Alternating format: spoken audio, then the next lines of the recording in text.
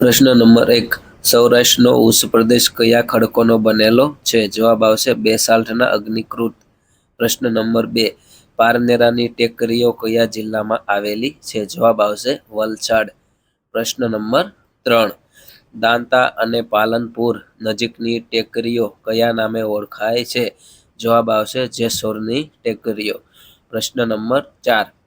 ખેડબ્રહ્મા, ઈડર અને શામળાજી નજીકની ટેકરીઓ કયા નામે ઓળખાય છે? જવાબમાં આવશે આરાસુરની ટેકરીઓ.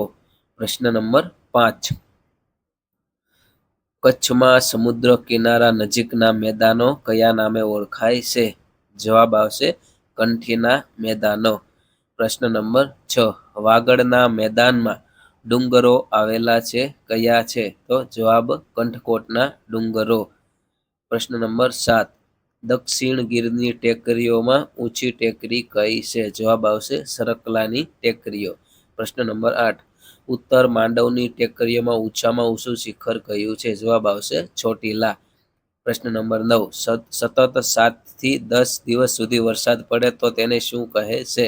જવાબ આવશે હેલી. પ્રશ્ન નંબર 10. શિયાળામાં પડતા વરસાદને ખાલી જગ્યા કહે છે? જવાબમાં આવશે માવઠું. પ્રશ્ન નંબર 11. નર્મદા નદીઓના ઉદ્ગમ સ્થાન જણાવો. જવાબ આવશે મધ્યપ્રદેશના મૈકલ પર્વત અમરકંટક પાસેથી. પ્રશ્ન નંબર 12. તાપી નદીનું ઉદ્ગમ સ્થાન જણાવો. જવાબ આવશે મધ્યપ્રદેશના મહાદેવની ટેકરીઓમાં બેતુલ પાસેથી. પ્રશ્ન નંબર 13. પૂર્ણા નદીનું ઉદ્ગમ સ્થાન જણાવો. જવાબ આવશે પીપલનેરના ડુંગરમાંથી. પ્રશ્ન નંબર 14. સાબરમતી નદીનું ઉદ્ગમ સ્થાન જણાવો. જવાબમાં આવશે ઉદયપુર પાસેના ઢેબર સરોવર. પ્રશ્ન નંબર 15. ઔરંગ નદીનું ઉદ્ગમ સ્થાન જણાવો. જવાબ આવશે ધરમપુરના ડુંગરમાંથી. પ્રશ્ન નંબર 16. મહી નદીનું ઉદ્ગમ સ્થાન જણાવો. જવાબ આવશે મધ્યપ્રદેશના અજેરા પાસેથી. પ્રશ્ન નંબર 17. દમણને પારડીથી અલગ પાડતી નદી કઈ છે? જવાબ આવશે કોલોક. પ્રશ્ન નંબર 18. નળ સરોવરનો સૌથી મોટો ટાપુ કયો છે? જવાબ આવશે પાનવડ. પ્રશ્ન નંબર 19.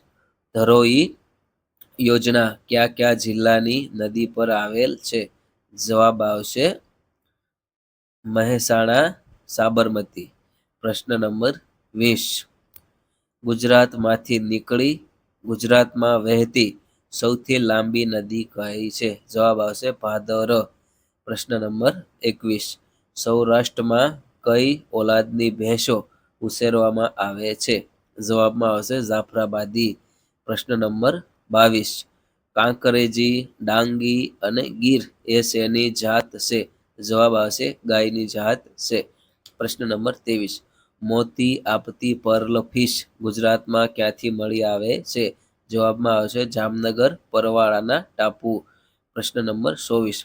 ઉત્પાદન અને વાવેતરના વિસ્તારની દ્રષ્ટિએ ગુજરાતનો પ્રથમ ધાન્ય પાક કયો છે? જવાબ આવશે બાજરી. પ્રશ્ન નંબર 25.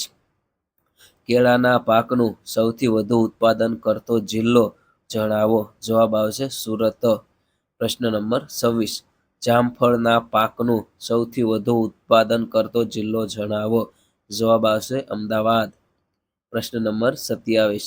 કેરીના પાકનું સૌથી વધુ ઉત્પાદન કરતો જિલ્લો જણાવો. જવાબ આવશે વલસાડ, હાફૂસ વલસાડ, કેસર તો કે ગીર સોમનાથ. પ્રશ્ન નંબર 28. જીરાના પાકનું સૌથી વધુ ઉત્પાદન કરતો જિલ્લો જણાવો. જવાબ આવશે મહેસાણા. પ્રશ્ન નંબર 29. વરિયાળીના પાકનું સૌથી વધુ ઉત્પાદન કરતો જિલ્લો જણાવો. જવાબ આવશે મહેસાણા. પ્રશ્ન નંબર 30. શેરડીના પાકનું સૌથી વધુ ઉત્પાદન કરતો જિલ્લો જણાવો. જવાબ આવશે સુરત, નવસારી. પ્રશ્ન નંબર 31. ખનિજ ઉત્પાદનમાં ગુજરાતનું સ્થાન ભારતમાં જણાવો. જવાબ આવશે ચોથું. પ્રશ્ન નંબર 32. પ્લાસ્ટિક ક્લેનું સૌથી વધુ ઉત્પાદન ગુજરાતના કયા જિલ્લામાં થાય છે? જવાબ આવશે જામનગર. પ્રશ્ન નંબર 33.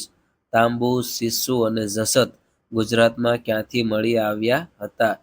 જવાબ આવશે બનાસકાંઠાના દાંતા તાલુકામાંથી. પ્રશ્ન નંબર 34. દાહોદ જિલ્લાનો દેવગઢ બારિયા તાલુકો શેના ઉત્પાદન માટે જાણીતો છે? જવાબ આવશે ગ્રેફાઇટ. પ્રશ્ન નંબર 15. ગુજરાત 35. ગુજરાતમાં સૌ પ્રથમવાર ખનિજ તેલ અને કુદરતી વાયુ ક્યાંથી મળી આવ્યા હતા?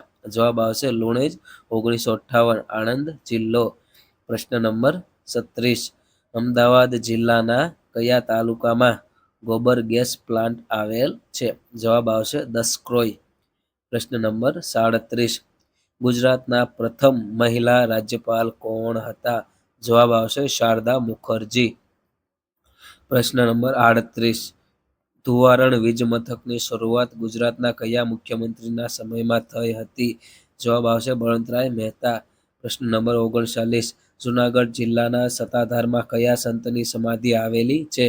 જવાબ આવશે સંત આપા ગીગા. પ્રશ્ન નંબર 40. કચ્છ જિલ્લામાં નારાયણ સરોવર નજીક આવેલ જૈનોનું પ્રસિદ્ધ તીર્થધામ કયું છે? જવાબ આવશે ભદ્રેશ્વર. પ્રશ્ન નંબર 41. મહેસાણા જિલ્લાના તારંગામાં કયા દેવની પ્રતિમા છે?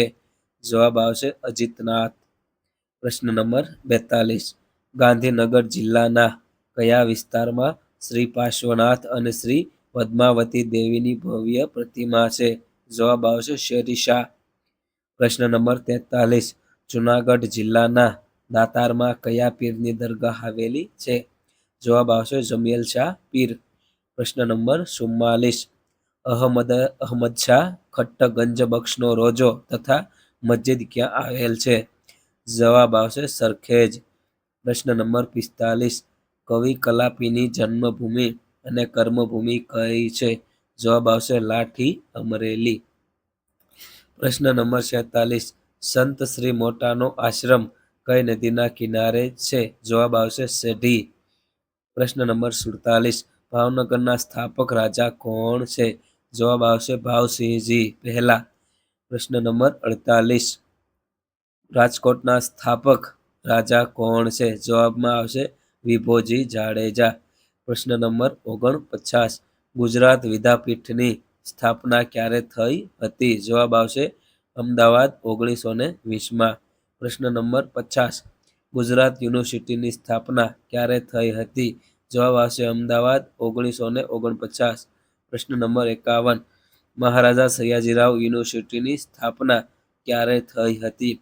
જવાબ આવશે વડોદરા 1950માં.